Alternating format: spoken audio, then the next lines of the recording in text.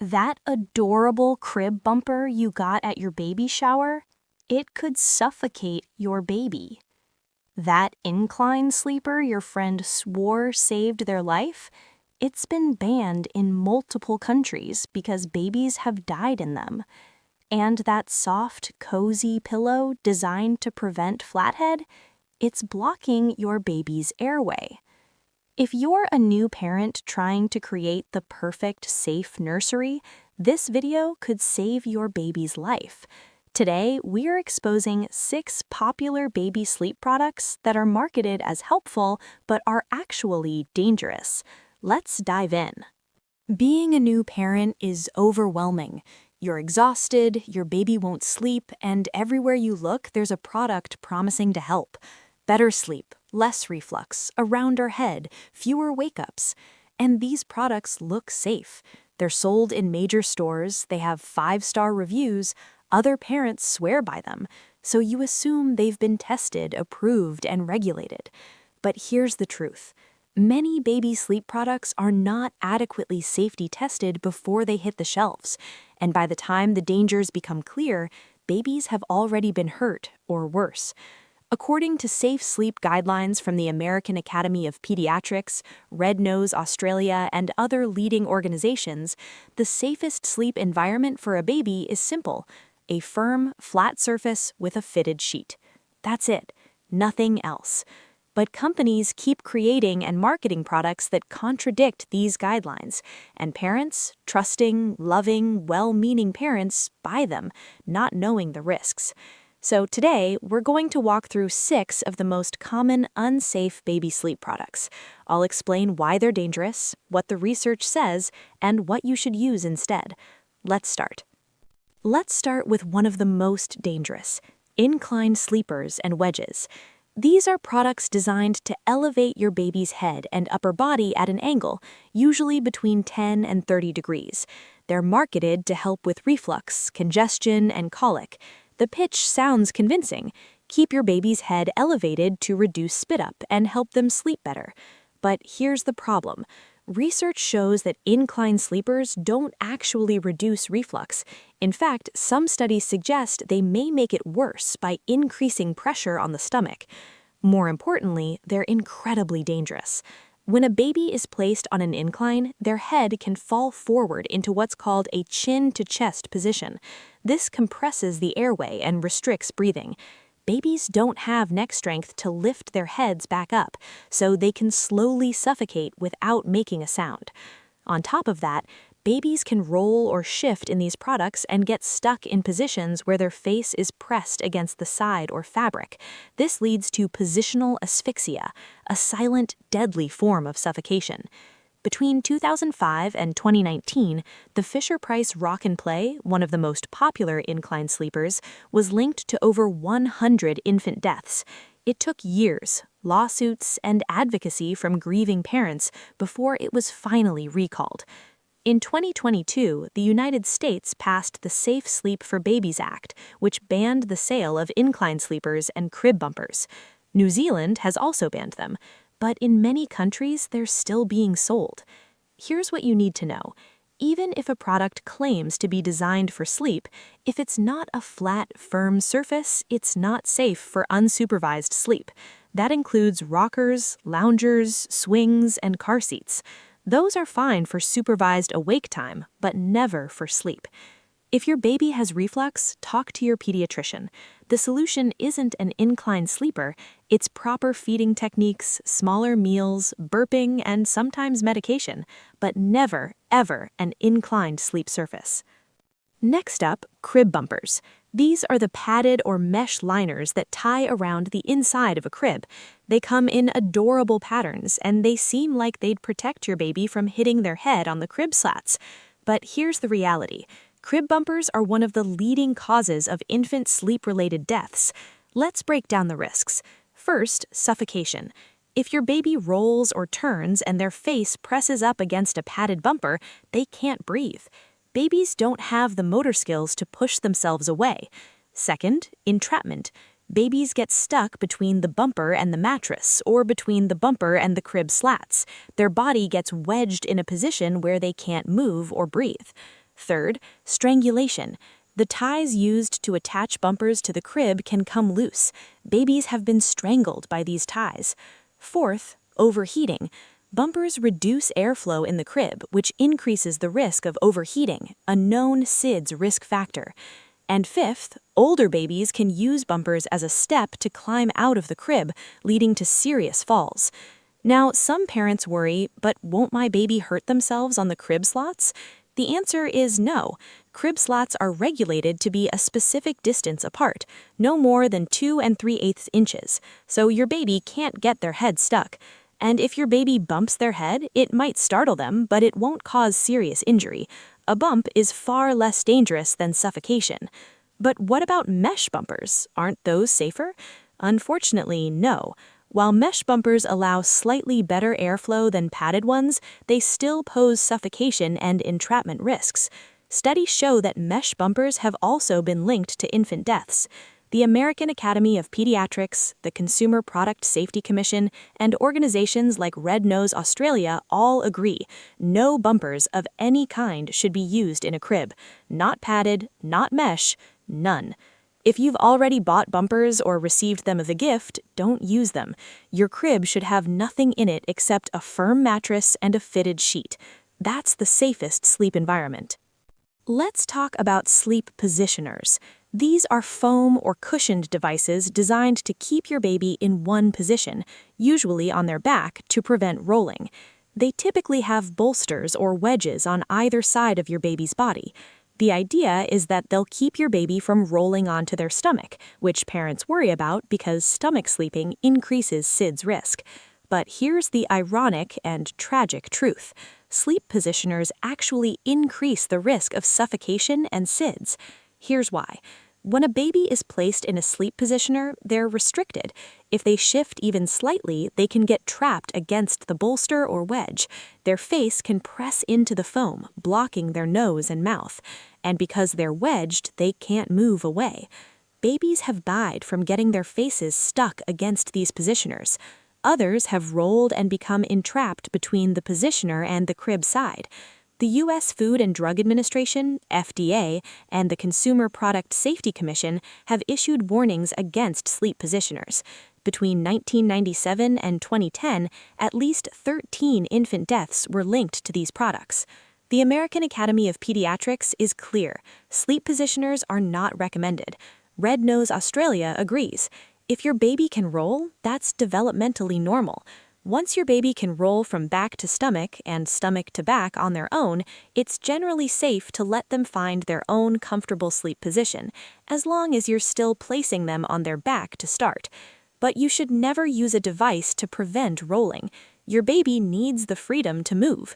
That's how they build strength, develop motor skills, and adjust their position if they're uncomfortable or struggling to breathe. If you're worried about rolling, focus on safe sleep basics.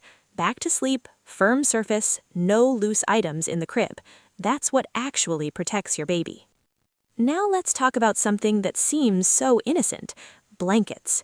For generations, parents have tucked their babies in with soft, cozy blankets. It feels loving, it feels warm. But loose blankets in a crib are one of the leading risk factors for suffocation and SIDS. Here's what can happen. A baby shifts during sleep and the blanket slides up over their face. They don't have the strength or coordination to pull it away, so they rebreathe their own carbon dioxide. Or the blanket covers their nose and mouth completely, blocking airflow. Blankets can also wrap around a baby's body or neck, leading to strangulation. And even if none of that happens, blankets can cause overheating, which is a known SIDS risk factor. So what should you use instead? The answer is simple: nothing. A firm mattress with a fitted sheet is all your baby needs. If you're worried about your baby being cold, dress them in appropriate layers or use a sleep sack. A sleep sack is a wearable blanket that zips or fastens around your baby's body with armholes and a neck opening. It keeps your baby warm without the suffocation risk of a loose blanket. Make sure the sleep sack fits properly, not too big, not too tight, and is appropriate for the room temperature. The AAPP recommends that babies sleep in a room that's comfortable for a lightly clothed adult, around 68 to 72 degrees Fahrenheit. If the room is cooler, add a layer. If it's warmer, use lighter clothing or adjust a diaper. But no matter what the temperature, no loose blankets in the crib until your baby is at least 12 months old. Even after that, many experts recommend waiting until your child transitions to a toddler bed. I know it feels strange at first, but trust me, your baby will be warm, safe, and comfortable in a properly fitted sleep sack, and you'll sleep better knowing they're at no risk. Let's talk about stuffed animals, loveys, and soft toys in the crib.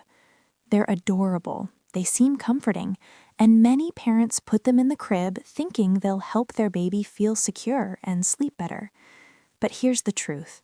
Before about 7 months of age, babies don't form attachments to comfort objects. So that cute teddy bear isn't providing emotional comfort, it's just adding suffocation risk. Soft toys can cover your baby's face. They can get wedged between your baby and the crib side, and if your baby rolls into them, they can block breathing. After about 7 months, babies do start forming attachments to specific objects. A lovey or small soft toy can become a source of comfort, and at that stage, the suffocation risk decreases because your baby has better head control and can move objects away from their face. But even then, safety experts recommend waiting until at least 12 months before introducing soft toys into the crib. And when you do, choose small, breathable items. Nothing with long strings, ribbons, or buttons that could pose a choking hazard. Until then, your baby doesn't need a toy in the crib. What they need is a safe, clear sleep space. Save the stuffed animals for supervised playtime during the day. Finally, let's talk about pillows, including those specially designed positional pillows marketed to prevent flat spots on your baby's head. Here's the bottom line. Babies do not need pillows. In fact, pillows are dangerous for babies. When a baby's head is placed on a pillow, it pushes their chin toward their chest. This creates the same dangerous chin-to-chest airway compression we talked about with incline sleepers. It restricts breathing, and babies don't have the strength to reposition themselves. Pillows also pose a suffocation risk. If your baby rolls or shifts, their face can press into the pillow, blocking their nose and mouth. And pillows can overheat, especially if they're made of memory foam or other heat-trapping materials. But what about those specially shaped pillows designed to prevent flathead syndrome, also called plagiocephaly? They seem medical. They seem safe. They're marketed as if they're solving a real problem. But the research is clear. These pillows don't work, and they're not safe. The American Academy of Pediatrics does not recommend them. In fact, they explicitly warn against using any type of pillow for infants. So, how do you prevent flat spots? The answer is simple. Supervised tummy time when your baby is awake, and encouraging your baby to turn their head in different directions during sleep.